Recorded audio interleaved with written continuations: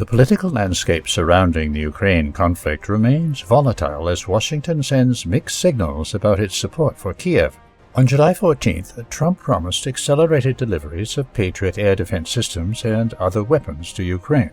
He also threatened to impose 100% tariffs on Russia's trade partners unless Moscow agrees to a ceasefire within 50 days. However, behind these bold statements lies significant uncertainty. Pentagon officials confirmed that key details of Trump's plan remain unclear.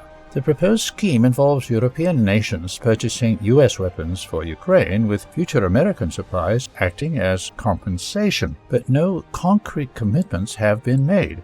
Adding to the confusion, Trump explicitly ruled out sending long-range JASSM missiles to Kiev.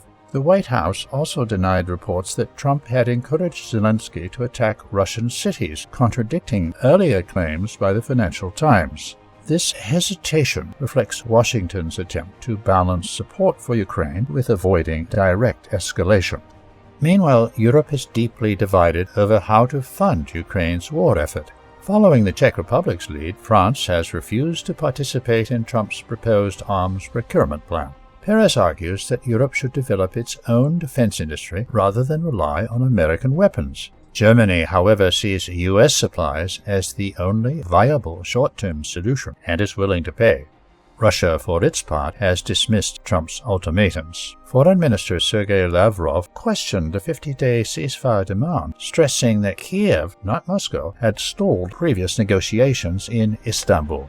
Lavrov downplayed the impact of potential U.S. tariffs, insisting that Russia's trade partners would not abandon agreements. He also accused the EU of pressuring Trump to escalate arms deliveries, warning that sanctions would ultimately backfire on them.